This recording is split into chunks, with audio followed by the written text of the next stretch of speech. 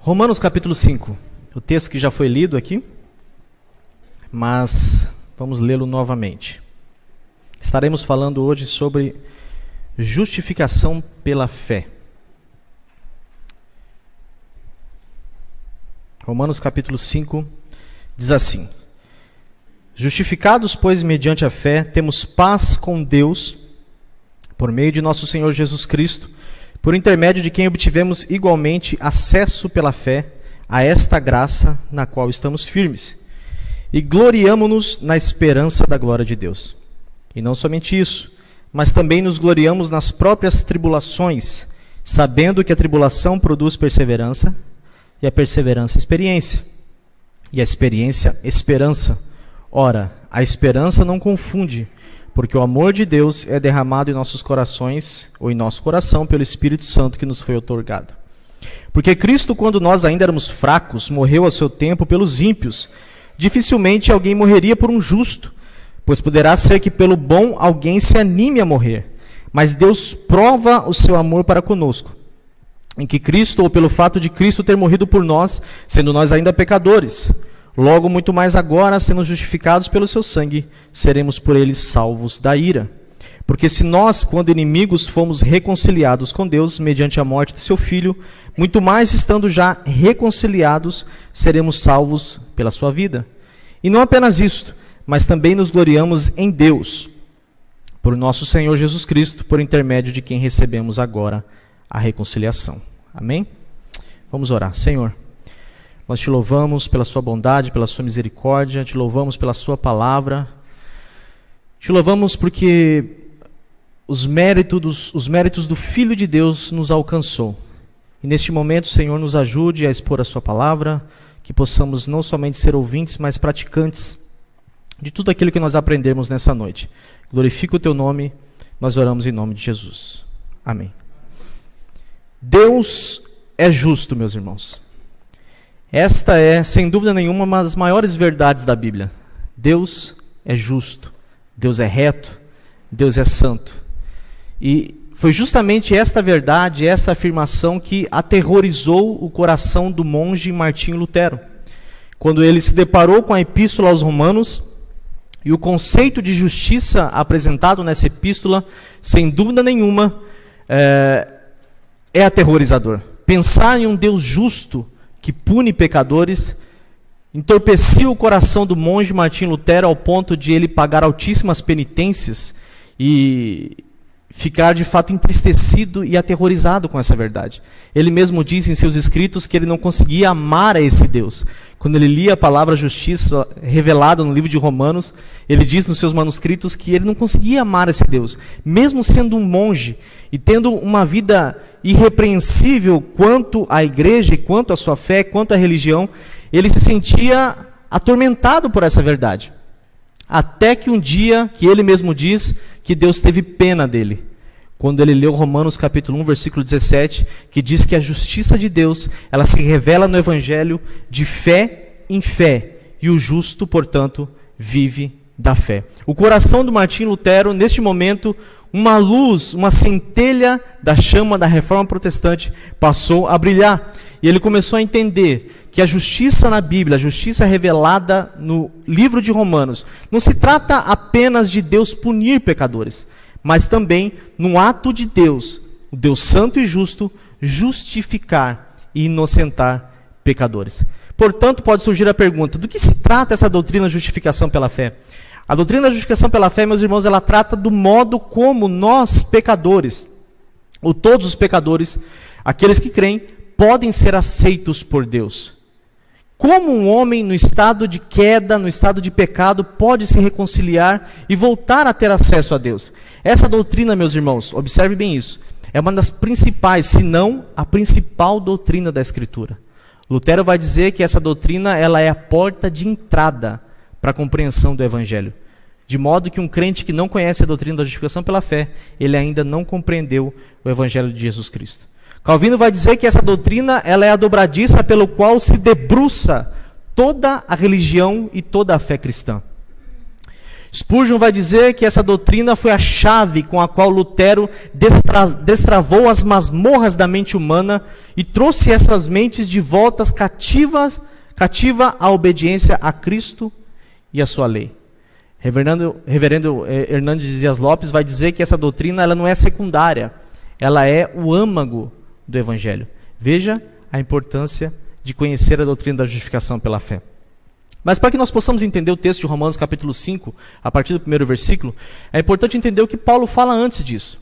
Se nós lemos o capítulo 1, capítulo 2, capítulo 3, do capítulo 4, nós ficaremos de fato aterrorizados, porque o apóstolo Paulo ele começa a descrever a natureza e a condição do homem estando sem Cristo, estando sob pecado. Logo no capítulo 1, se você puder abrir a sua Bíblia, Romanos capítulo 1, a partir do versículo 28, o apóstolo Paulo ele vai descrever aí primeiramente a natureza dos gentios. A condição do gentio mesmo depois de receber a revelação geral e de conhecer a Deus pela criação, pela revelação. Vamos ler a partir do versículo 28 do capítulo 1. Veja o que Paulo diz acerca dos gentios. E por haverem desprezado o conhecimento de Deus, o próprio Deus os entregou a uma disposição mental reprovável, para praticarem coisas inconvenientes, cheios de toda injustiça, malícia, avareza, maldade, possuídos de inveja, homicídio, contenda, dolo e malignidade, sendo difamadores, caluniadores, aborrecidos de Deus, insolentes, soberbos, presunçosos, inventores de males, desobedientes aos pais, insensatos, pérfidos, sem afeição natural e sem misericórdia. Ora, conhecendo eles a sentença de Deus, de que são passíveis de morte, os que tais coisas praticam, não somente as fazem, mas também aprovam os que assim procedem. Portanto, no capítulo 1, o apóstolo Paulo começa a demonstrar a perdição dos gentios. Ou seja, eles receberam uma revelação de Deus também, a revelação geral através da natureza. E mesmo assim, de vez adorarem ao Criador, eles se encurvaram em adoração à criatura. A partir do capítulo 2, o apóstolo Paulo então começa a descrever a condição dos judeus, que mesmo tendo recebido a lei de Deus e terem sido privilegiados por serem parte dessa aliança, ainda assim foram desobedientes. Leia do capítulo 2 comigo, a partir do versículo 17 ao 24, onde o apóstolo Paulo ele começa a descrever que os judeus não tinham o direito sequer de censurar os gentios por serem desobedientes, porque eles, mesmo tendo a lei de Deus, ainda assim continuavam na desobediência. Diz assim: se porém tu, que tens por sobrenome judeu, e repousas na lei, e te glorias em Deus, que conheces a sua vontade e aprovas as coisas excelentes, sendo instruído na lei, que estás persuadido de que és guia dos cegos, luz dos que se encontram nas trevas, instrutor de ignorantes, mestre de crianças, tendo na lei a forma de sabedoria e da verdade, tu, pois, que ensinas ao trem e não te ensinas a ti mesmo? Tu que pregas que não se deve furtar e furtas, dizes que não se deve cometer adultério e o cometes, abominas os ídolos e lhes roubas os templos, tu que te glorias na lei, desonras a Deus pela transgressão da lei? Pois como está escrito, o nome de Deus é blasfemado entre os gentios por vossa causa. Portanto, o apóstolo Paulo aqui descreve que tanto os gentios quanto os judeus estão escravos e sob o pecado. E aí gera um grande problema. O apóstolo Paulo, ele é aquele tipo de pessoa que quando vai conversar com a gente, ele já deve ter conversado com pessoas assim, que fala assim, eu tenho duas notícias para te contar. Uma notícia boa e uma notícia ruim.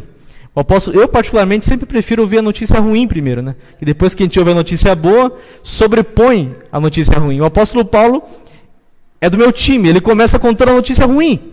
Ele demonstra que todos estão sob o pecado. E todos estão escravos da maldição e do juízo de serem desobedientes a Deus. E o que nós concluímos com isso? Romanos capítulo 3, versículo 9, a partir do versículo 9, veja a conclusão do apóstolo Paulo. Ele diz, que se conclui, temos nós qualquer vantagem? Não, de forma nenhuma, pois já temos demonstrado que todos, tanto judeus como gregos, estão debaixo do pecado. Como está escrito, não há um justo, nenhum sequer. Não há quem entenda, não há quem busque a Deus.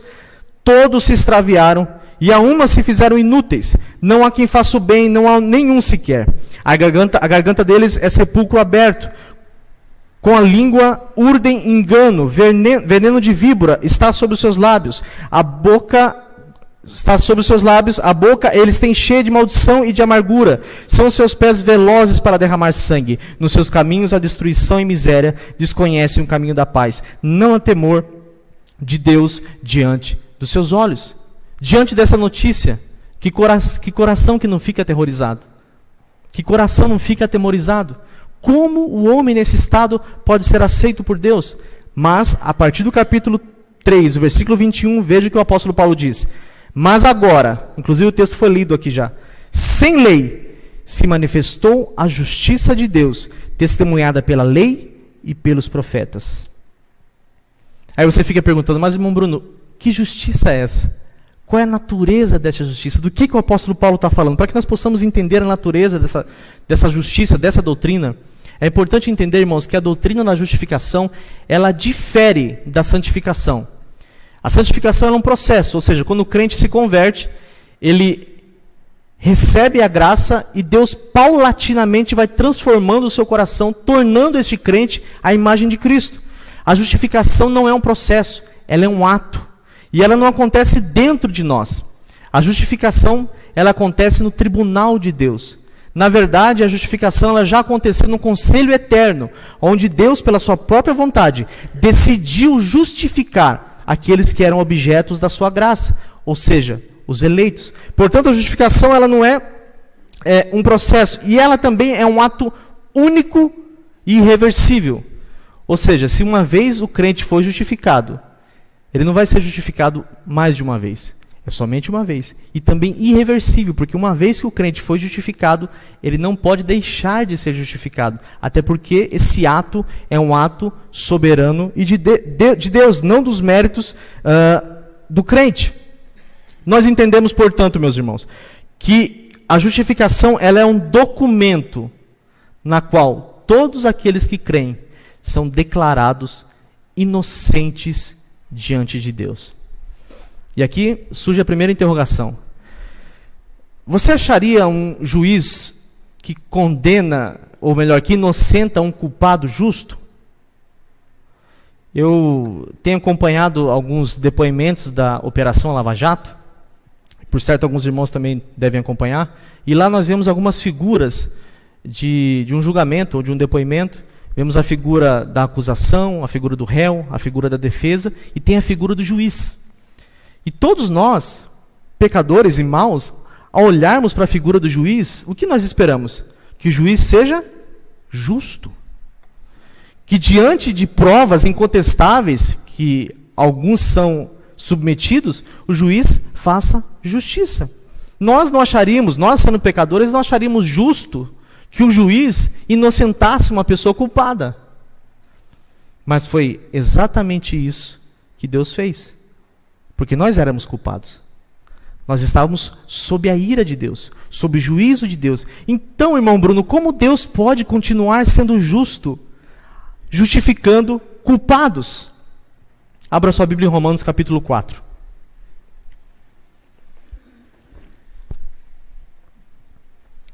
Paulo dá 3 condições aqui, ou 3 argumentos. O primeiro deles está no versículo 1, onde o apóstolo Paulo diz que a justificação não é procedente do cumprimento da lei. Veja o que diz aí. Que, pois, diremos ter alcançado Abraão, nosso pai segundo a carne? Porque se Abraão foi justificado por obras, tem que se gloriar, porém não diante de Deus. Pois que se diz a Escritura, Abraão creu em Deus e isso lhe foi imputado para a justiça. A lei veio muitos anos depois com Moisés. Na verdade, Abraão foi justificado antes mesmo sequer de ser circuncidado. Deus declarou, pelo fato de Abraão ter crido, ele declarou Abraão inocente. Mais adiante, o apóstolo Paulo vai dizer que a justificação ela não tem auxílio humano. Veja o versículo 4. Olha que coisa interessante, irmãos. É motivo de nós agradecermos a Deus. Ora, ao que trabalha, o salário não é considerado como favor, e sim como dívida. Mas ao que não trabalha, porém crê naquele que justifica o ímpio, a sua fé lhe é atribuída como justiça. Veja o exemplo que Paulo dá aqui, o exemplo de um trabalhador. É basicamente você não trabalhar o mês todo e chegar diante do seu patrão no fim do mês e falar, me dá o salário. E ele assim ainda te pagar. Foi exatamente o que Deus fez conosco. Não teve nenhum auxílio humano, nenhuma participação humana. E você pode estar perguntando, mas irmão Bruno, como então eu recebo a justiça de Deus? O que eu faço para receber a justiça de Deus? A resposta de Paulo é: nada. Porque a justiça de Deus é recebida gratuitamente.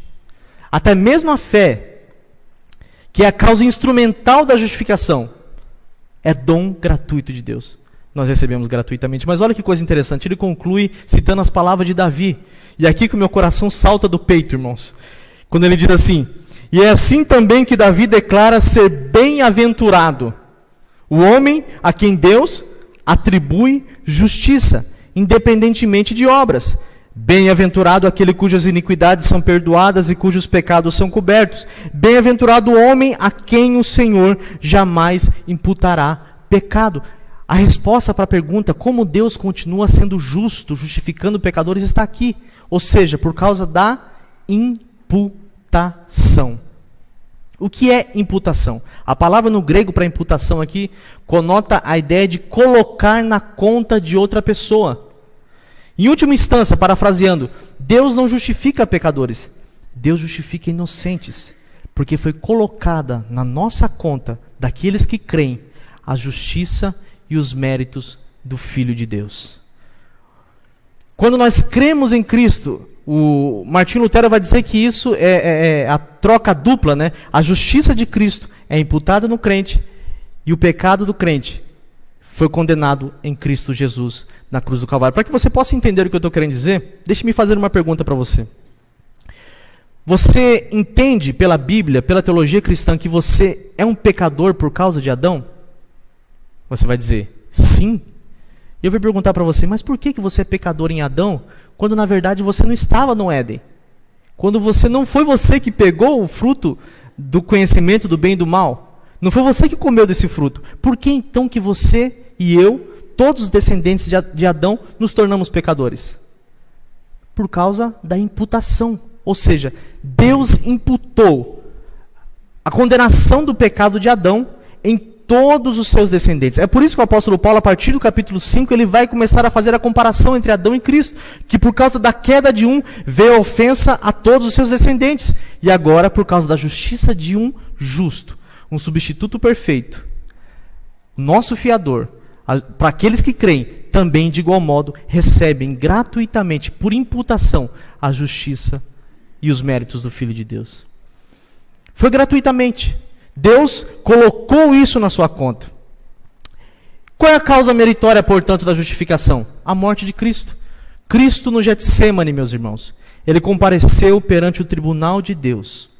Ele recebeu a culpa de todos os nossos pecados. Ele bebeu o cálice da ira de Deus. Todos os que estavam sob a condenação estavam sob a ira de Deus. Você pode imaginar isso? Você pode imaginar, nem todas as armas bélicas do mundo apontada para você pode se comparar com a fúria e a cólera de um Deus santo e justo. Mas quando Cristo compareceu ante o tribunal de Deus na sua crucificação, ele recebeu a paga de todos os nossos pecados. Essa é a causa meritória. A morte de Cristo. E a causa instrumental, a fé. Nós entendemos pela declaração de Davi aqui, irmãos, que a causa primária da justificação não é a nossa fé.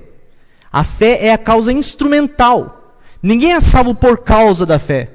Nós somos salvos por meio da fé. A causa primária da justificação, e glória a Deus por isso, é a vontade soberana de Deus. Deus quis te salvar. Deus quis te justificar. Deus quis tornar você inocente, sendo você culpado. Deus quis tomar sobre o seu filho a sua culpa, para que o nome dele unicamente seja glorificado. E quais são as implicações da justificação, meus irmãos? Está no capítulo 5, versículo 1. O apóstolo Paulo vai dizer: justificados, pois, mediante a fé, temos paz com Deus. Essa paz aqui, irmãos, não pode ser entendida como um sentimento, no sentido de estou em paz. Porque você pode encontrar uma pessoa que é um bom pai, que tem um bom emprego, tem uma boa vaga na faculdade, que está em paz. Mas ela pode estar em inimizade com Deus. A paz que o apóstolo Paulo está dizendo aqui, que é o desdobramento do justificado, ele está dizendo no sentido, é um estado. Ou seja, nós cremos e nós nos tornamos amigos de Deus.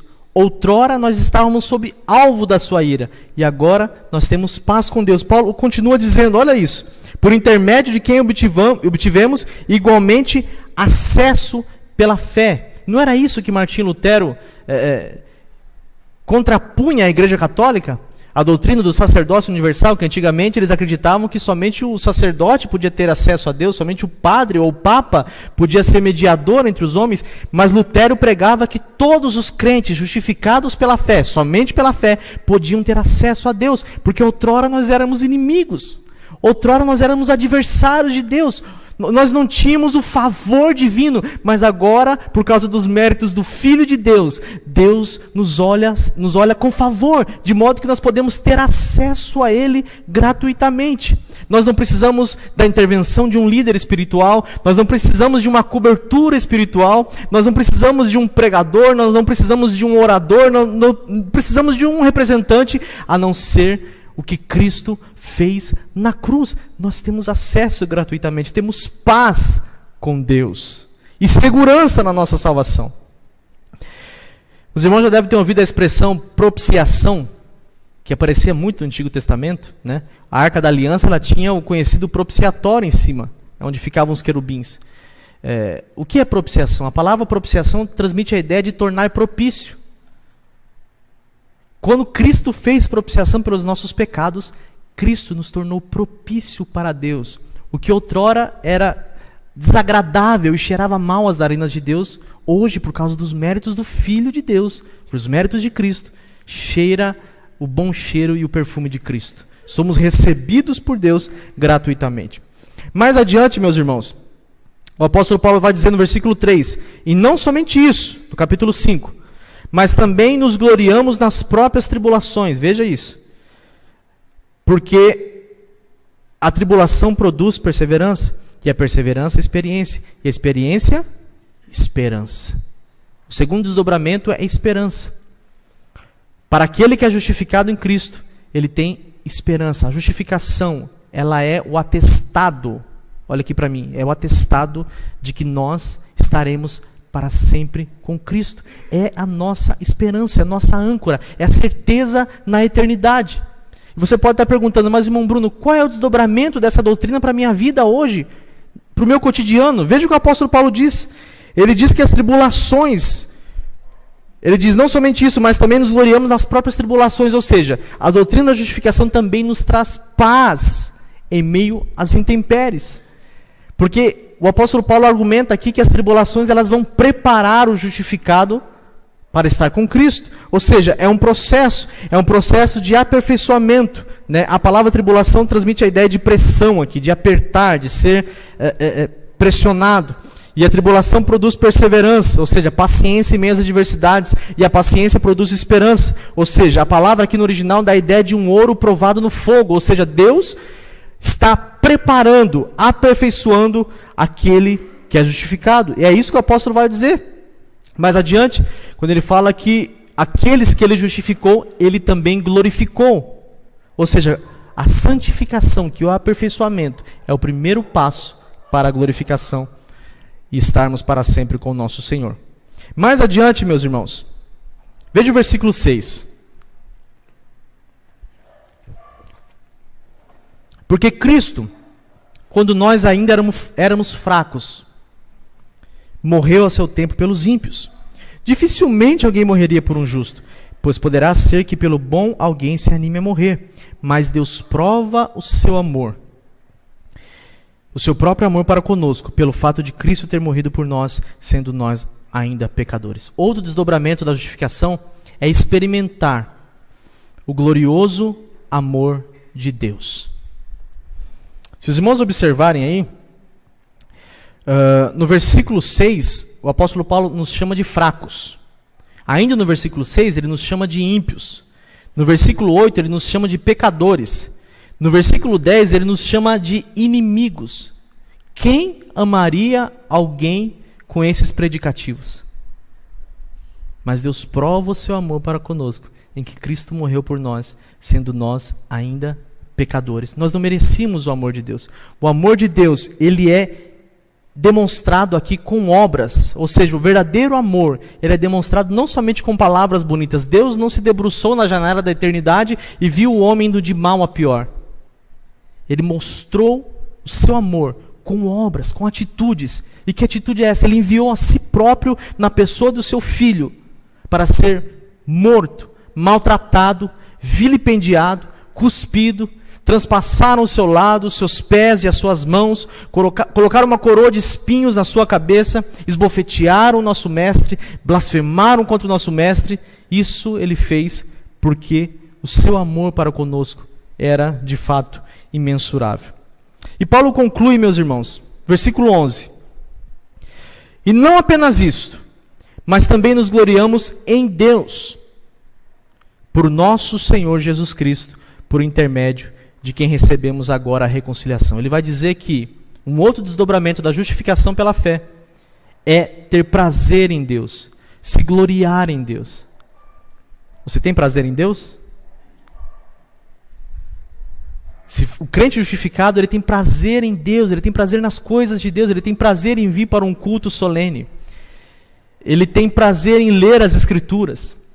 Ele tem prazer em orar, ele tem prazer em vir para a escola bíblica dominical, ele tem prazer em amar a Deus e as suas coisas. Ele desfruta, ele goza de Deus, ele goza da presença de Deus e do privilégio que é, por causa de agora justificado, desfrutar das mais copiosas bênçãos de Deus.